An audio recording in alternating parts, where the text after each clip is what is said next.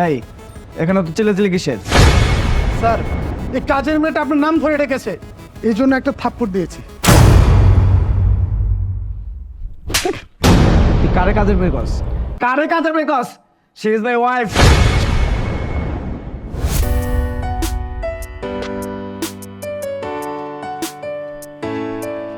আলামিন স্যার বাসায় আছে? আলামিন আলামিন তো একটু বাইরে গেছে। এই চাকরের বাচ্চা, তোর এত বড় সাহস, তুই স্যারের বাসায় থেকে স্যারেরটা খেয়ে স্যারেরটা পরে স্যারকে নাম ধরে ডাকছিস? ছোট লোকের বাচ্চা। কি ব্যাপার, এখানে তো পরিচয় কিসের? আরে খালাম্মা, দেখেন না কেমন কাজের মেয়ে আপনার বাসায় রাখছে।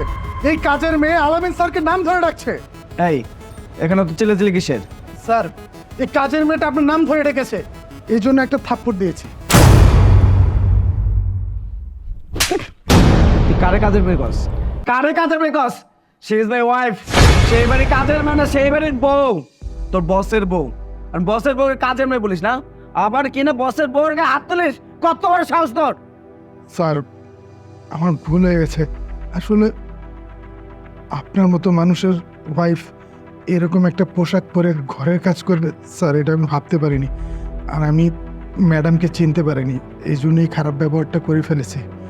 চুপ কর, আর কোনো কথা বলবি না। আর মাহিন, তোমার এই অবস্থা কেন? দেখ না বাবা, দুদিন ধরে কাজের লোক আসছে না, সেই জন্য বৌমা এই সংসারের সমস্ত কাজ করছে।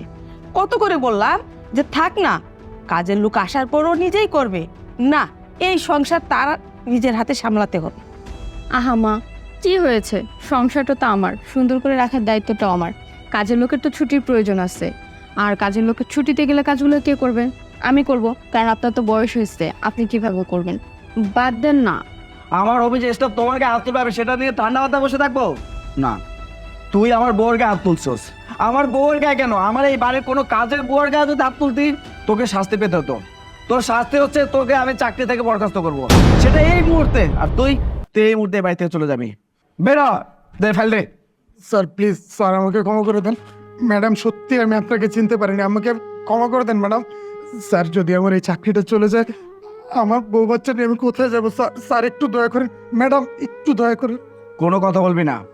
তোর বউ বাচ্চা নিয়ে কোথায় যাবি না যাবি, কি করবে সেটা আমার দেখার বিষয় না। আমি তোকে চাকরি থেকে বরখাস্ত করেছি, তার মানে তুই আজকে থেকে অফিসের কোনো দায়িত্ব নেই। বেরো, বেরো। আহা আলামিন, এত উত্তেজিত কেন হচ্ছ?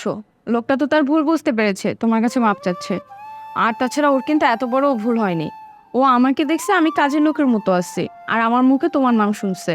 ও তোমাকে কতটা শ্রদ্ধা করে দেখো, যখন একটা কাজের মহিলার মুখে তোমার নাম শুনছে, ও কিন্তু প্রতিবাদ করছে।